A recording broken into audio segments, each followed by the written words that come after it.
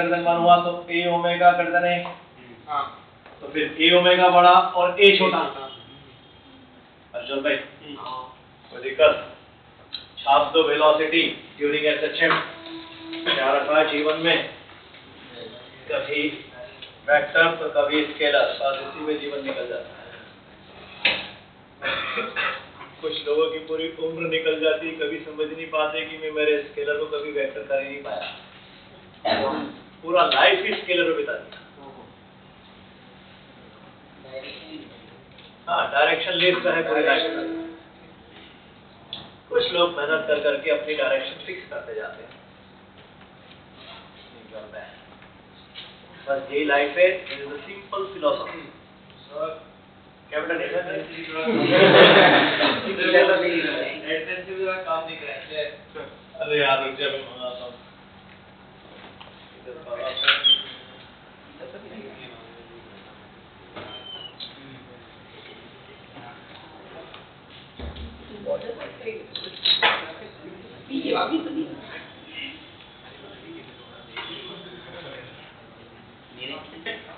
Ayurvedic red colour की red bottle red colour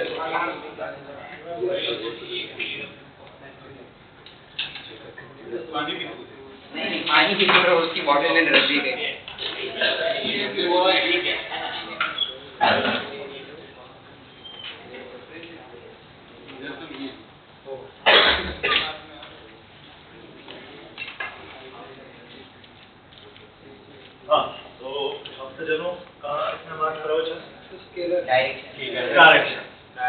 तो कुछ लोग अपने जीवन में समझ नहीं पाते कि हमें वेक्टराइज होना पड़ेगा। कुछ लोग इंस्टेंटेनियसली वेक्टराइज होते हैं और अचानक क्लिक हो जाते हैं,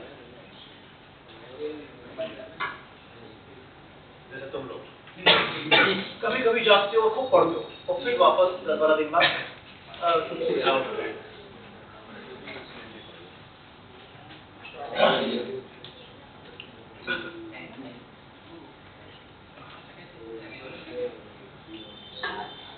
यही जीवन है। जीवन रूपी रस को आप जिसमें चाहो डाल के पी जाओ यार। आप होली आ रही है, भांग के साथ पीना हो तो पी लो। जीवन रूपी रस को पीना पड़ेगा।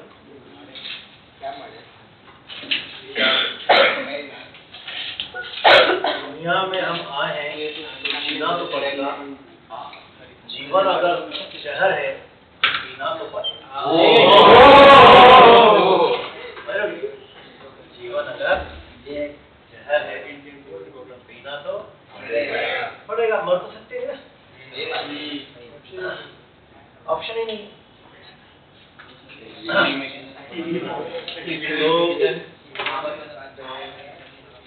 हम ये प्रवचन मार्केट में फैलाओ और विदिश वाले बाबा के नाम से फैलाओ।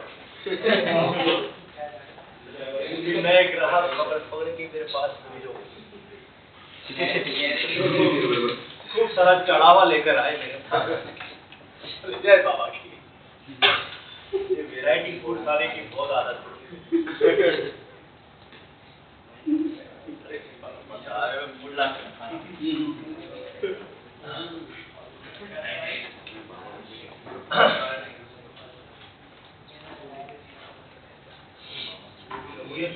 अरे संडे को यार मैच के चक्कर में पार्टी मेरी छूट गई।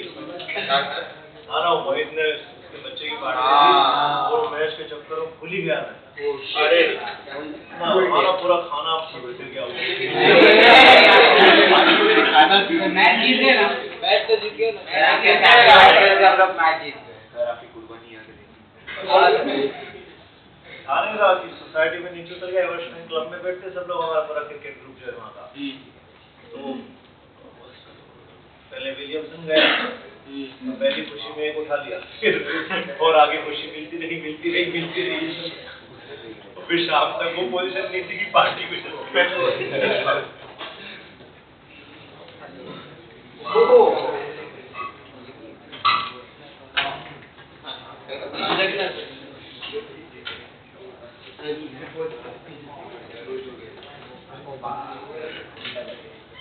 चलो तीसरा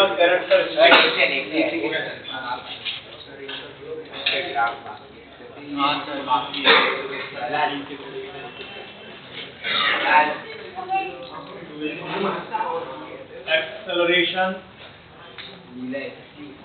during SHM. Third characteristic, acceleration during SHM.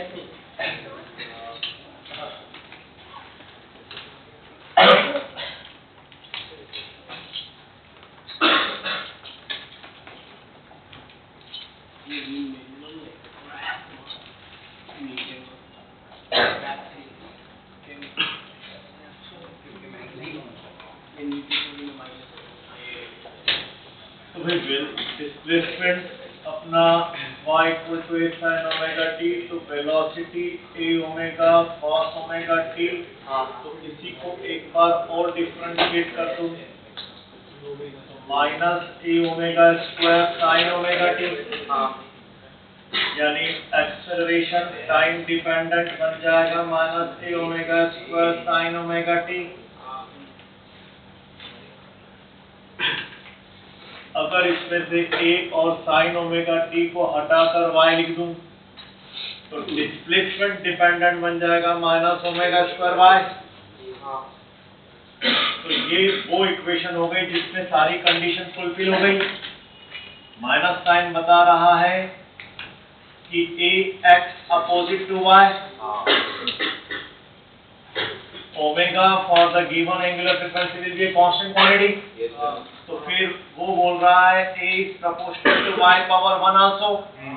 तो दोनों कंडीशन जो एसएचएम की होती है फुलफिल हो रही है। तो यानी ये इक्वेशन हमेशा एसएचएम रिप्रेजेंट करने वाली इक्वेशन कहलाएगी।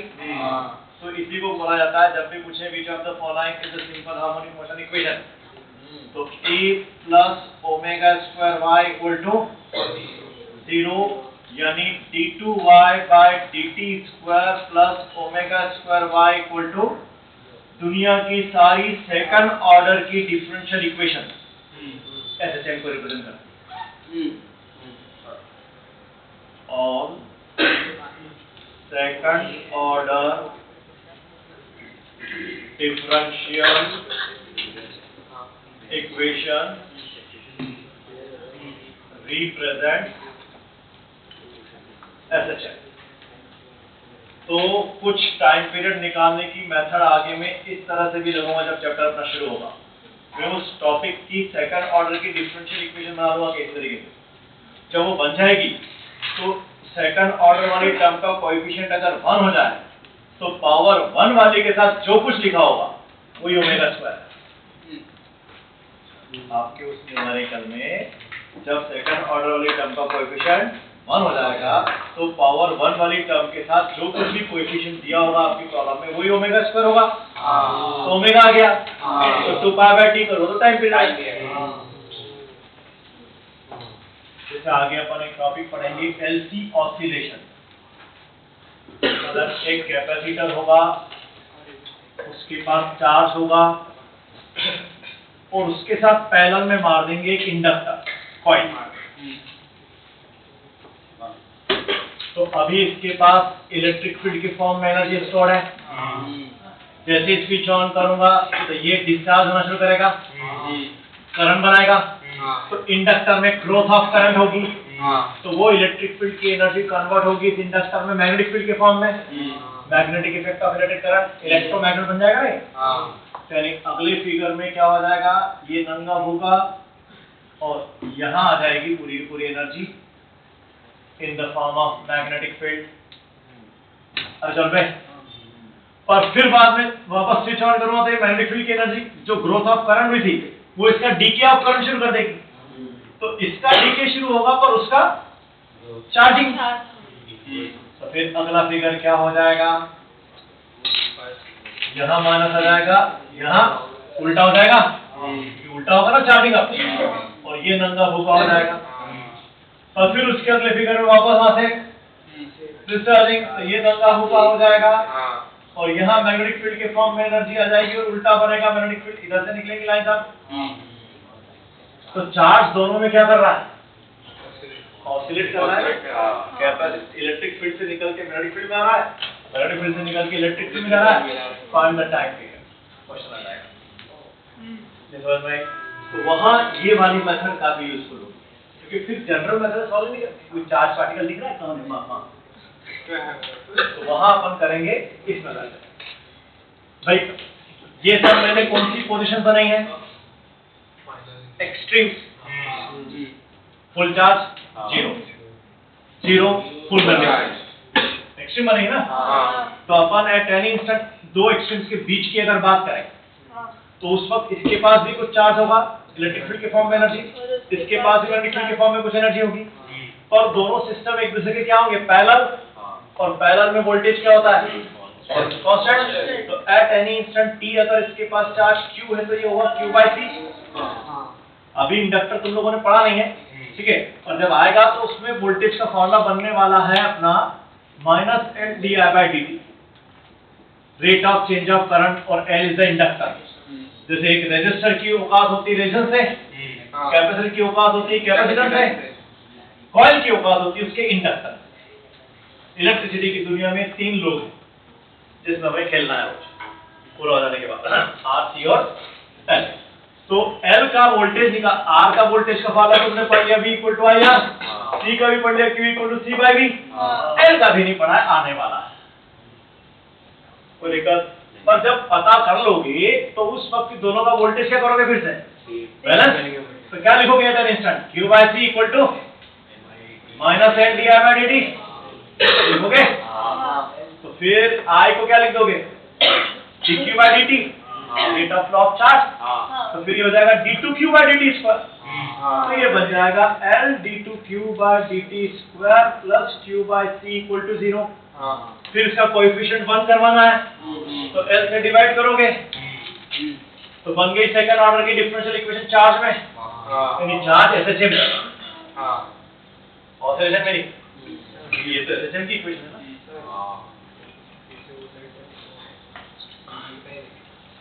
इंडक्टर का वोल्टेज L/L/dt, ये फॉर्मूला भी आपने पढ़ा नहीं है, आएगा चैप्टर इलेक्ट्रोमैग्नेटिक इंडक्शन में पढ़ोगे। और जैसे Q/C पढ़ लिया था, तो बस Q/C याद किया ना, फिर इसको ही पढ़ लो, इसको यूज करोगे। तो मैंने क्या बोला, इन दोनों की बीच की इंस्टेंट पर दोनों का वोल्टेज क्या होगा? पैरेलल में है तो सेम होना चाहिए, तो मैंने दोनों का वोल्टेज सेम किया एट एनी इंस्टेंट t पर। करंट को हटा के लिख दिया मैंने I = dq/dt, rate of flow of charge. तो ये हो गया d2q/dt²। फिर वो L से डिवाइड किया, L/1 में आ गया। क्यों? क्योंकि सेकंड ऑर्डर की डिफरेंशियल इक्वेशन में इसका कोएफिशिएंट 1 होना चाहिए ना, तो मैंने 1 करवा लिया। तो पता चला कि सेकंड ऑर्डर की डिफरेंशियल इक्वेशन बन गई, हो गई स्पेसिस, यानी charge is making SHM between them. Proof हो गया कि चार्ज कर रहा हूं दोनों के बीच में, SHM कर रहा है। और अगर SHM कर रहा है तो बताओ टाइम पीरियड आ जाएगा। पावर 1 वाले के साथ जो कुछ लिखा है वो कौन है? यानी angular frequency of the oscillation of charge is 1/√LC। Omega को लिख दोगे 2π/T, तो टाइम पीरियड हो जाएगा 2π√, यानी इस टाइम पीरियड के साथ चार्ज दोनों में क्या हो रहा है? ऑसिलेट कर रहा है। कोई दिक्कत? अपन टाइम पीरियड निकालने के लिए जनरल आपको मेथड सिखाऊंगा, चार केसेस बनेंगे। दो जो जनरली यूज होंगी 70% प्रॉब्लम, ज्यादा प्रॉब्लम उन्हीं की होगी। फिर दो 30% बची है, उसमें से 20% प्रॉब्लम तीसरा एक मेथड बताऊंगा, एनर्जी मेथड। फिर 10% प्रॉब्लम जो थोड़ी और होगी वही है। ये भी एक टाइम पीरियड निकालने की मेथड है, यानी 4 मेथड करेंगे जब अपना चैप्टर चालू होगा। अभी तो आप पहले सिर्फ सामग्रियां सीखो कैसे पढ़ते हैं। वो दिक्कत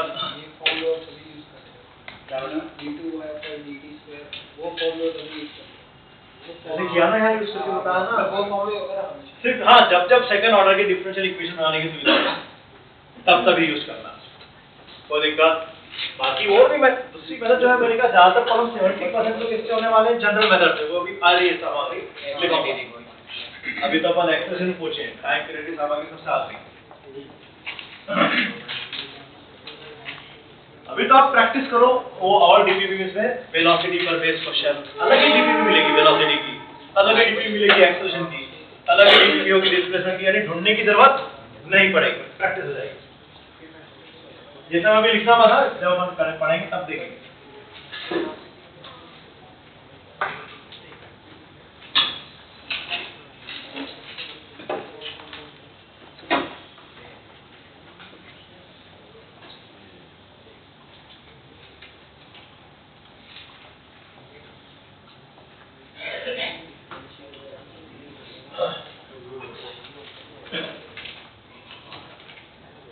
तो क्या है, बड़ा ड्रामेटिक चैप्टर है, इतनी खाइयां होती इसके अंदर, टाइप्स ऑफ फॉर्म, बहुत बन जाता है।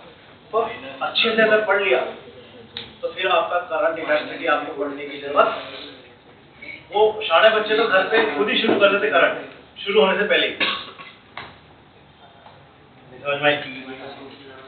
कैपेसिटर जब आधा हो जाएगा तो घर पे आप एचसी वर्मा से करंट शुरू कर देना, सादे कॉलम होंगे एचसी वर्मा पर हो जाएंगे, बस फॉर्मूला क्या है उल्टा, जो कैपेसिटर में सीरीज का है वो करंट में पैरेलल, जो कैपेसिटर में पैरेलल का है सर्किट तो सेम ही मिलेंगे ना, जो V डिस्ट्रीब्यूशन यहाँ पड़ा वो V डिस्ट्रीब्यूशन वहां पर आएगा, एक्चुअली V डिस्ट्रीब्यूशन वहां था, वो तो ट्रांसफॉर्म किया कैपेसिटर। एक्चुअली सही तरीका ये होता है कि इलेक्ट्रोसिटी पढ़ने के बाद पहले करंट पढ़ाना चाहिए फिर कैपेसिटर आता है। नहीं तो अभी क्या होगा, फिर आरसी सर्किट के प्रॉब्लम छोड़ने पड़ेंगे ना आपको, आर और सी के मिक्स, फिर टीचर क्या बोलेगा जो बाद में देंगे, फिर वो बाद ही हो जाता है। और सबसे अच्छा क्वेश्चन एडवांस लेवल पे आरसी सर्किट ही नहीं समझ में मतलब मॉडल वाइज में हो गया, ठीक है। वो क्या हो गया कि बुक्स वालों ने ऐसा कर दिया है, पर आप देखना स्टैंडर्ड बुक्स में आ सके पहले क्या है करंट, फिर कैपेसिटर, ऑर्डर ही होता है। हर चीज किरचॉफ डिफाइन कहाँ किए गए, करंट में डिफाइन, कैपेसिटर में उसको क्या है ट्रांसफॉर्म यूज किया। पर आप इधर डिटेल में सीखो तो फिर करंट का चैप्टर आधा खत्म हो गया, आधा क्या 80% खत्म हो गया, सिर्फ 20% जो दूसरा है जो कैपेसिटर के साथ मैच नहीं होता वो पढ़ना है।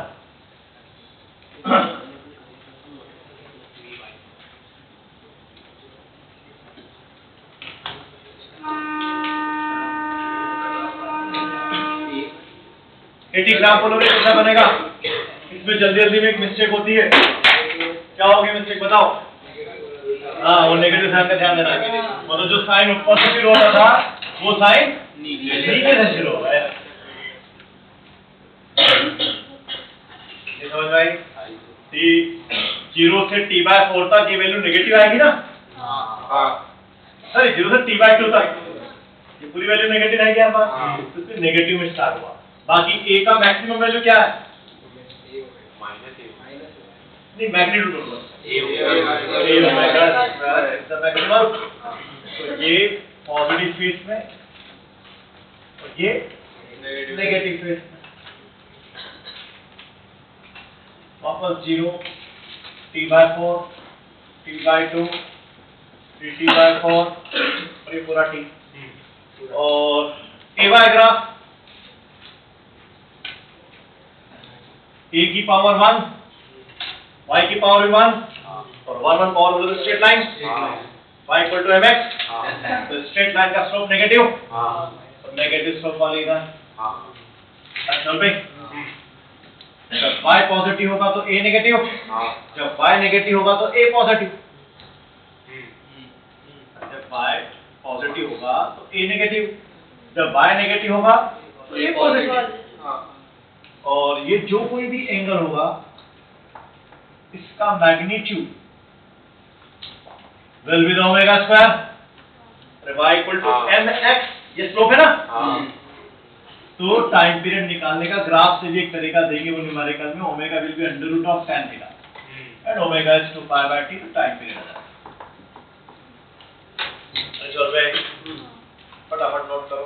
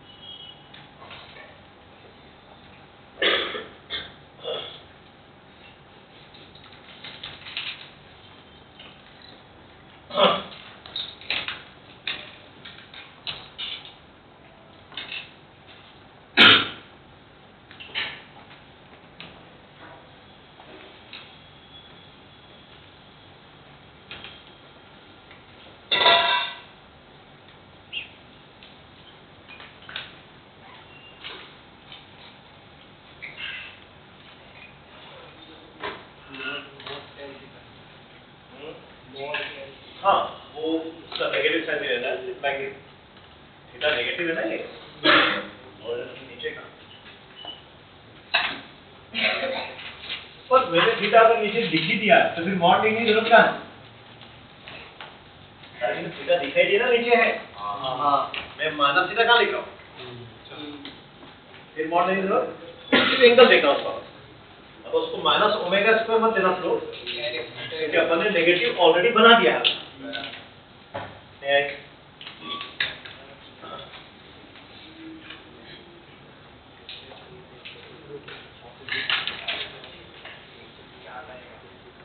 और अब मैं रीस्टोरिंग फोर्स नहीं लिखा रहा हूँ, इसी में मास का मल्टीप्लाई कर दोगे। इसी में मास का मल्टीप्लाई कर दोगे।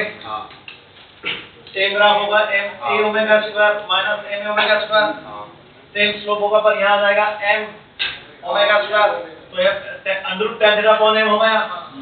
लिख दोगे इसको देखकर शब्द अपने मन रीस्टोरिंग फोर्स ड्यूरिंग एसएचएफ यही वाली स्टेप्स है, यही ग्राफ बस थोड़ा चेंज करो m के साथ। मास से मल्टीप्लाई करना है ना फोर्स बनाने के लिए।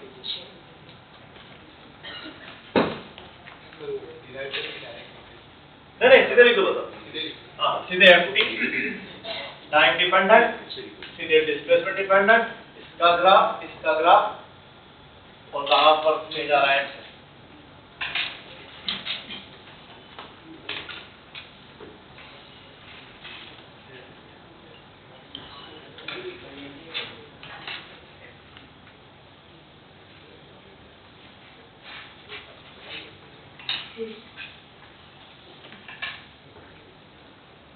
हमारा साइन सिर्फ अपोजिट नेचर के लिए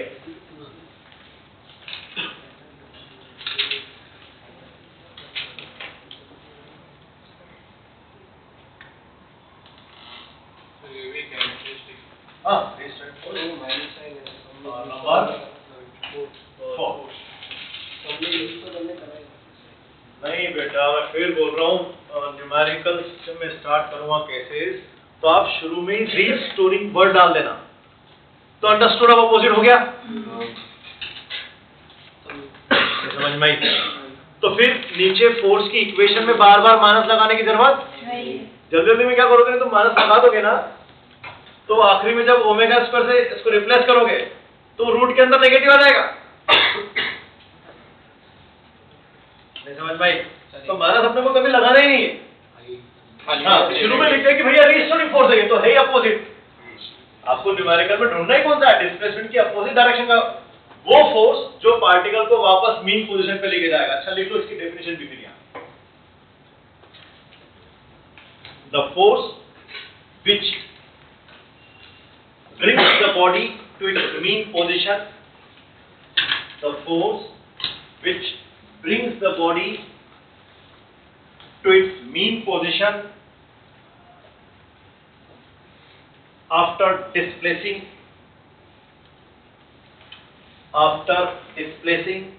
from mean position. After displacing from mean position. जैसे वो शुरुआत में बने वो स्क्वायर पे चार्ज रखे चारों तो वो आया था 4f cos थीटा। मैंने रीस्टोरिंग पर आया था पर फोर्स तो रिजॉल्व कर लिया था, सारे अपोजिट कंपोनेंट कैंसिल हो गए थे और f cos का नीचे आया था सबका जो पार्टिकल को वापस स्क्वायर के सेंटर पे लेके जाना था ना। नहीं याद आया? तो ऐसा हर न्यूमेरिकल में करना है अपने को रीस्टोरिंग फोर्स ढूंढना है। यानी अल्टीमेटली वही न्यूटन लॉज ऑफ मोशन की स्टेप्स को फॉलो कराऊंगा मैं तो FPD रूल्स, बस उसमें चेंज होगा तो फ्रेम बनाने वाले तरीके में। एनएलएम में हम फ्रेम कैसे बनाते थे? हमारा वहां टारगेट होता था मोशन की डायरेक्शन में प्रॉब्लम करना तो हम एक्स एक्सिस मोशन की डायरेक्शन में डालते थे। फिर एक उसके बाद दूसरा चैप्टर आया मोशन के नाम से सर्कुलर मोशन, तो वहां पे भी अपन ने एफबीडी से किया था प्रॉब्लम, पर वहां पे फ्रेम बनाने के लिए रूल क्या रखा था? वहां ढूंढना था अपने को सेंट्रीपिटल फोर्स जो रेडियली इनवर्ड लगता था तो एक्स एक्सिस हम रेडियल लाइन पे लेते थे तो वहां एक्सिस टेंजेंशियल बनाती थी और फिर रिजॉल्व करके प्रॉब्लम सॉल्व करते थे।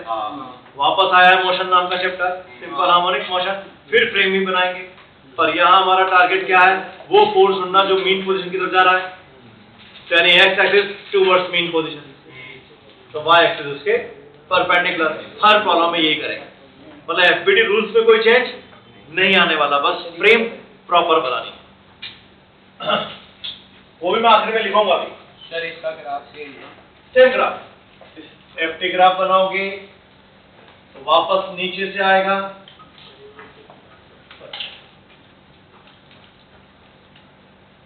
बस एक्सट्रीम वैल्यूज, मैक्सिमम वैल्यूज जो होंगी वो होंगी अब m a omega square minus m a omega square.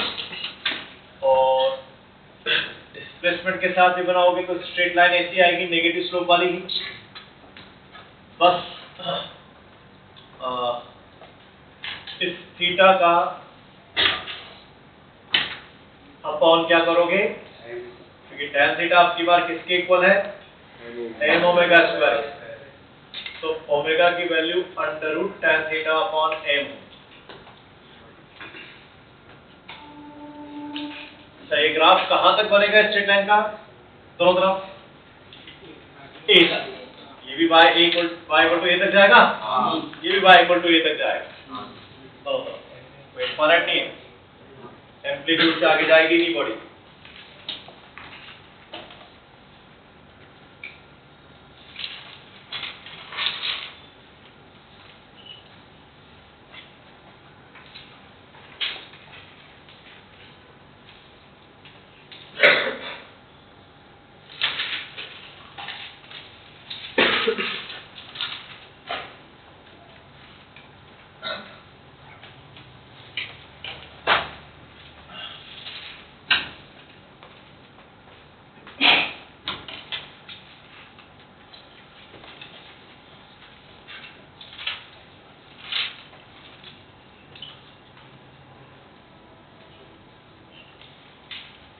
पांचवी सामग्री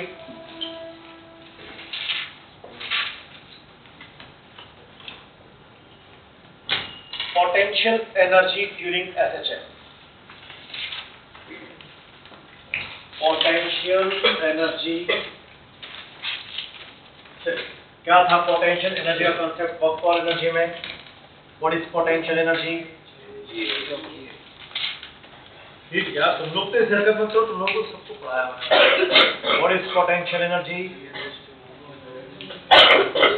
ऐसे तो भी बच्चे से गेम के, अरे वो तो that is the one of the kind of the potential energy, gravitational potential energy. क्या दुनिया में सिर्फ एमजीएच ही होती क्या?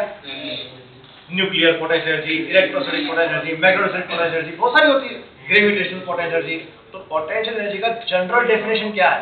Energy stored in a body due to its position or फिर वही पोजीशन,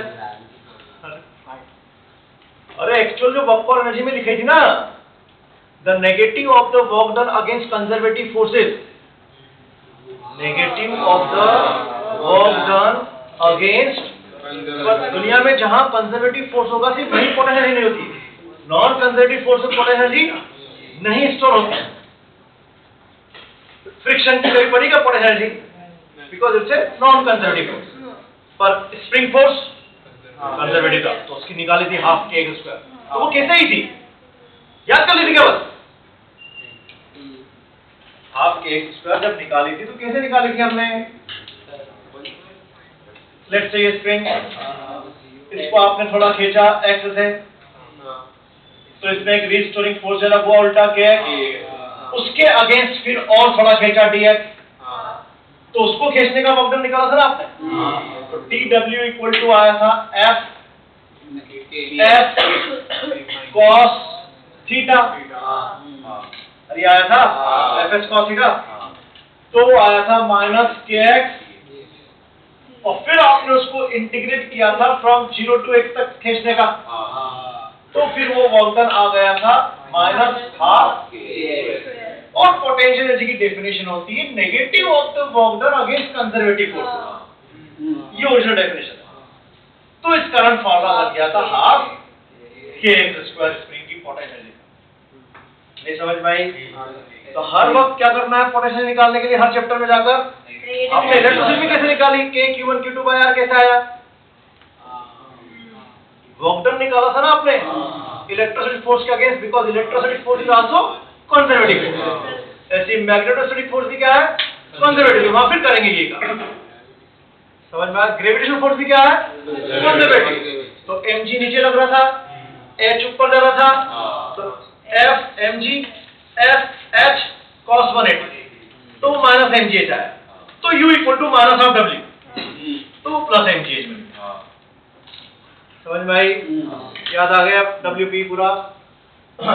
तो ऐसे ही यहाँ पे भी करो, इसमें भी let's say at any instant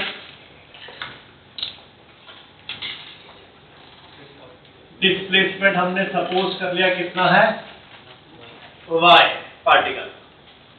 मान लो पेंडुलम का एग्जांपल ले, मान लो y डिस्प्लेसमेंट हो गया है, तो अगर y डिस्प्लेसमेंट इस डायरेक्शन में हुआ है तो रीस्टोरिंग फोर्स किधर डेवलप होगा, उल्टा होगा। और उस समय अब चूंकि मैंने यहाँ लिख दिया रीस्टोरिंग फोर्स, तो क्या फॉर्मूले में वापस माइनस साइन बदल होगा? नहीं, रीस्टोरिंग फोर्स की वैल्यू अभी हमने पढ़ी m ओमेगा स्क्वायर y होगी उस समय। इसके बाद इसको थोड़ा सा और डिस्प्लेसमेंट करवाया dy। अर्जुन भाई इसे हर जगह किया ना, वैसे ही करेंगे, ये कॉन्सेप्ट कभी चेंज नहीं होगा पूरी फिजिक्स में। तो स्मॉल वर्क डन कितना हुआ, f का एरो इधर है, dy का एरो इधर है, तो f omega square y s cos theta, cos 180 कितना हो गया, माइनस 1। तो फिर ये क्या बन गया,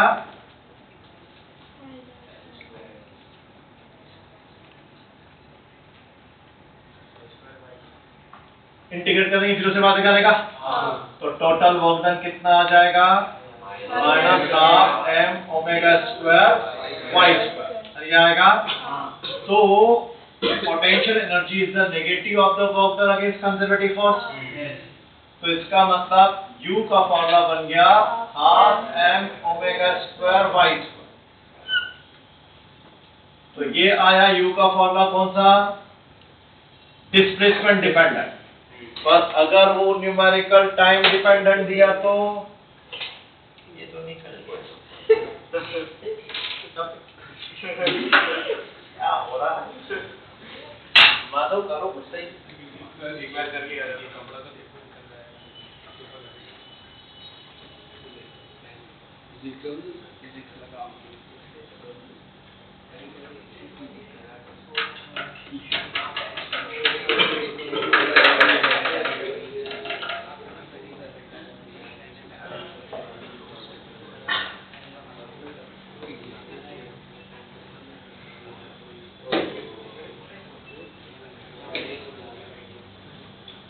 तो ये तो हो गया डिस्प्लेसमेंट डिपेंडेंट। और अगर टाइम डिपेंडेंट पूछा तो अब y को हटा के क्या लिख दोगे, a sin ओमेगा t। तो ये हो जाएगा half m omega square a square sin square omega t। तो टाइम डिपेंडेंट न्यूमेरिकल जब आगे आएंगे तो यहाँ t वैल्यू पुट करके पोटेंशियल निकालेंगे। दोनों ही फॉर्मूलों को देखते हो तो u की मैक्सिमम वैल्यू क्या बनती है, इस फॉर्मूले को देखता हूं तो साइन जब मैक्सिमम होगा तो वो मैक्सिमम वैल्यू बनेगी हाफ m, ये बन रही है। इस फॉर्मूले को भी देखता हूं तो ये मैक्सिमम तब होगा जब y मैक्सिमम होगा, और y मैक्सिमम कितना होता है, a। तो यानी जब y मैक्सिमम यानी a के बराबर होता है तब ये बनता है हाफ m ओमेगा, फिर से क्यों लिखा, अरे बनता है, लिखा ना यार, half m omega square a square. कोई दिक्कत? तो बोलो फिर ग्राफ कैसा होगा राजू?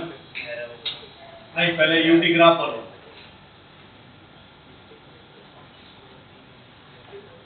यूटी ग्राफ, यू की इक्वेशन है u not sine square omega t। अरे है, साइन का स्क्वायर है, साइनसॉइडल और सब पॉजिटिव, जब साइन नेगेटिव भी होगा तो भी पॉजिटिव।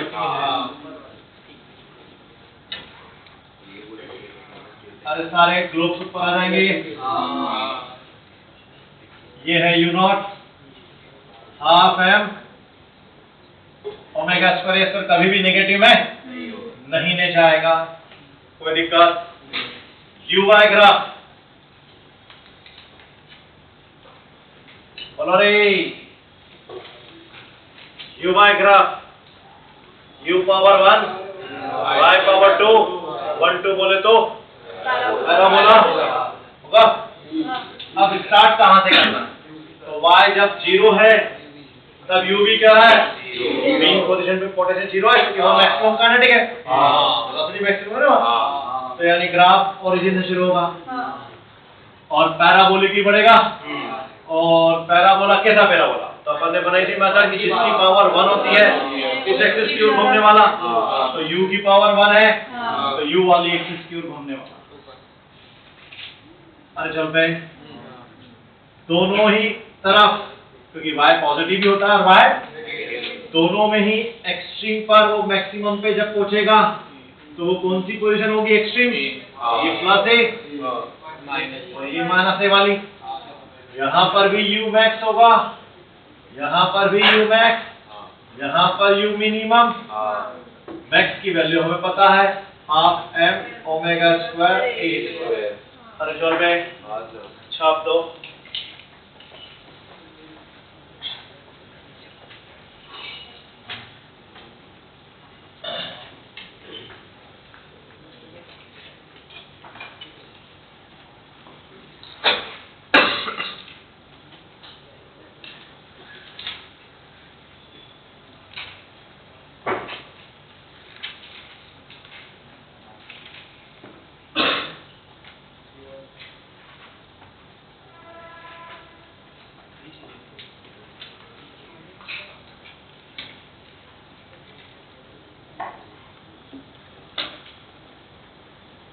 बड़ी मुश्किलों में दिखाई देते हैं चैतन्य बाबू के चेहरे पे हंसी। अरे नहीं आप अच्छा करते हैं हंसी, बहुत मुश्किल से देखने को मिलती है, जो अक्सर नाराज है।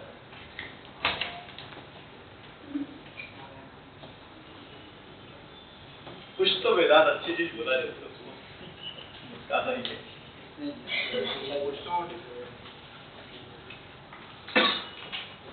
तो बंदा मुझे कभी हंसते हुए दिखा नहीं। इतनी भी क्या बेरुखी है इस जमाने में।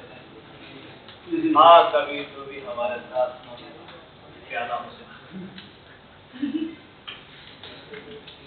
हम निवाला हो जा, हम राज हो जा।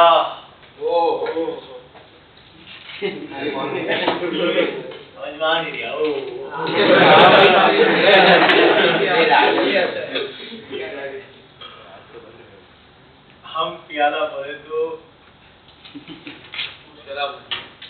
चाय पीले साथ में पाओगे,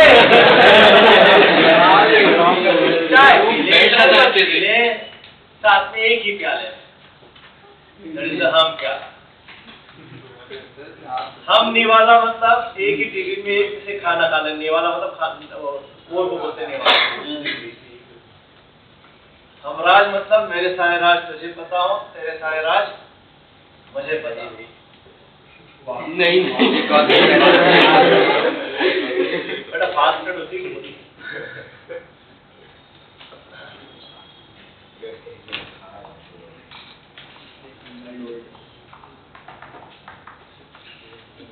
अजीब सी शख्सियत बनाई है, मतलब दोस्ती भगवान है।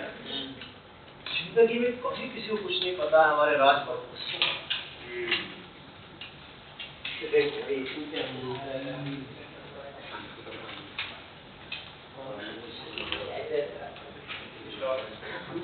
हाँ वो दोनों को पता चल जाए तो जीना दुबर हो जाए।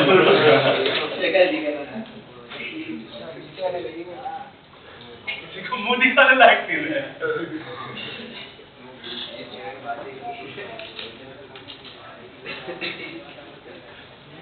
याद आ गया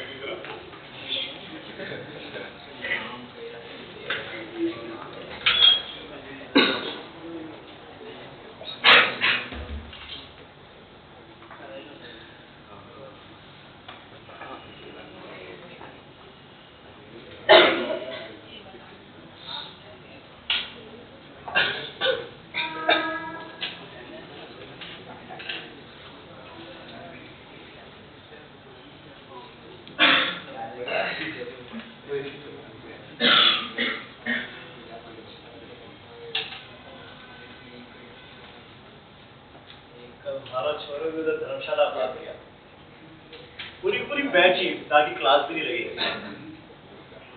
एक सिंगल बच्चा भी नहीं रुका, पूरा बैच ही धर्मशाला। होली में बनेगी। जब तुम लोग टिल्लू टिल्लू थे ना, नहीं तुम तो शायद पैदा ही नहीं हुआ, तो रणबीर कपूर का एक मूवी आया जिसमें इस तरह के इलेक्शन पे होली होली बनाई गई थी। तो उस समय के जो बच्चे थे उनको एक फैंटेसी थी कि हम भी हमारा लाइफ दोस्तों के साथ ऐसा जिएंगे। तो शायद कल वो यही करने गया, वो फैंटेसी को पूरा कर। मुझे लास्ट मोमेंट बताया, हाँ मैं लेक्चर ले रहा हूँ, उस समय वैसे देख रहा हूँ, ट्रेन में बैठ रहा हूँ मैं, अरे भैया पहले बता कोई इंस्ट्रक्शन दे देंगे, क्योंकि हमने भी तो किया है,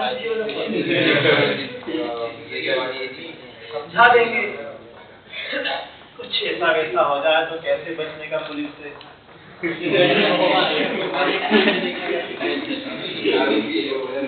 अच्छा, अपने पापा को सब बताने का, बराबर सब आपको समझाएंगे। क्या वालों कुछ प्रोजेक्ट बनाए होंगे लोगों ने, उसका पैसा आया होगा,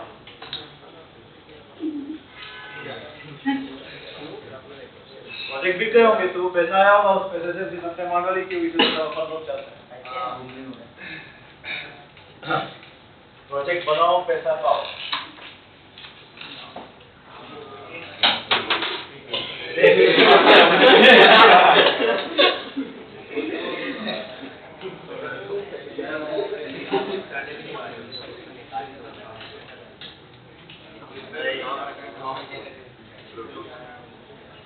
मेरे लेक्चर में ऐसा कुछ नहीं हुआ।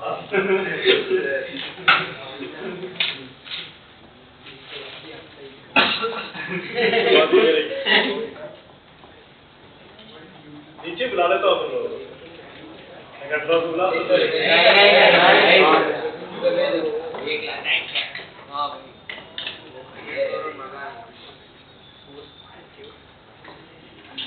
राजू, इसमें एक पॉइंट और बनेगा अभी, ये था टाइम डिपेंडेंट, ये था टाइम डिस्प्लेसमेंट डिपेंडेंट, ये था टाइम डिपेंडेंट, ये ग्राफिकल वेरिएशन। और इसमें एक पॉइंट और बनाओ, ये वाला इम्पोर्टेंट है, ये बहुत बार पूछा बीवाई के, इसके अलावा सामने बहुत सारी बात जगह पे दिखाई देगा।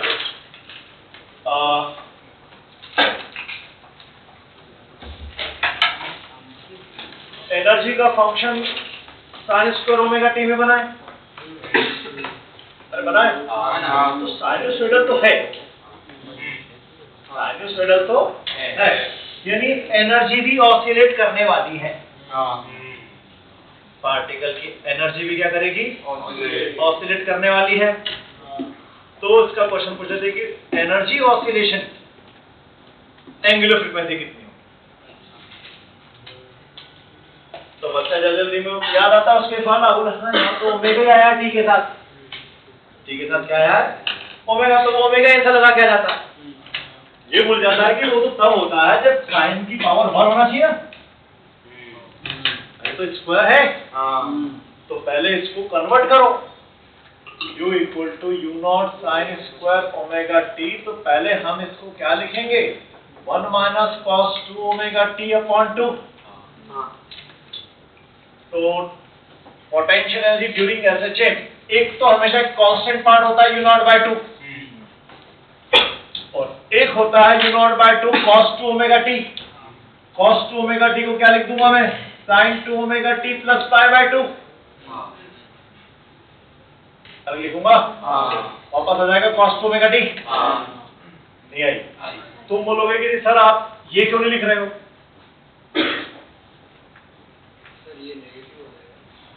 हाँ क्योंकि ये नेगेटिव हो जाएगा, नहीं ये पॉजिटिव हो जाएगा,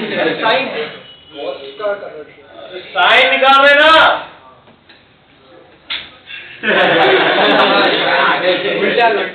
साइन का आंसर में आएगा ना, तो सेकंड क्वाड्रेंट में साइन पॉजिटिव ही होता है, तो ये माना ही रहेगा।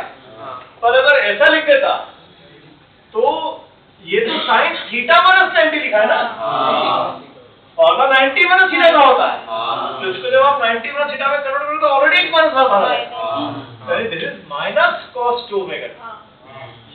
हाँ, ये दो मैथमेटिक्स कॉपी के टॉप पर मार्जिन के ऊपर लिख दो, जब मेरा चैप्टर चालू होगा एसएचएम में कई जगह पे मैं यूज करूंगा कि जब जब किसी भी प्रॉब्लम में प्लस cos थीटा आएगा, मैं इसको साइन में हमेशा थीटा प्लस 90 से रिप्लेस करूंगा, और जब जब माइनस cos थीटा आएगा मैं उसको साइन में हमेशा थीटा माइनस 90 से रिप्लेस करूंगा। सिर्फ इसी चैप्टर में नहीं, जहां जहां वेवी बिहेवियर है,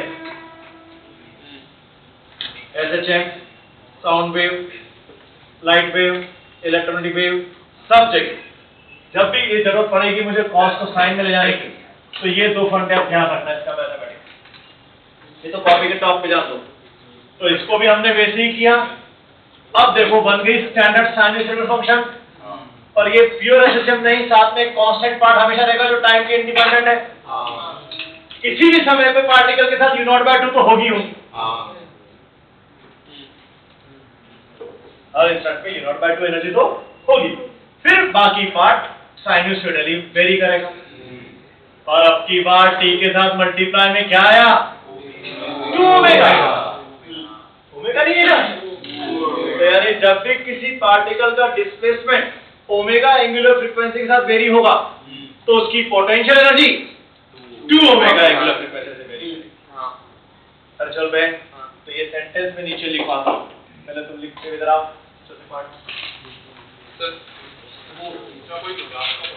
हाँ, तीसरा ग्राफिकल हो गया दोनों, पहला ये था, दूसरा ये ग्राफिकल।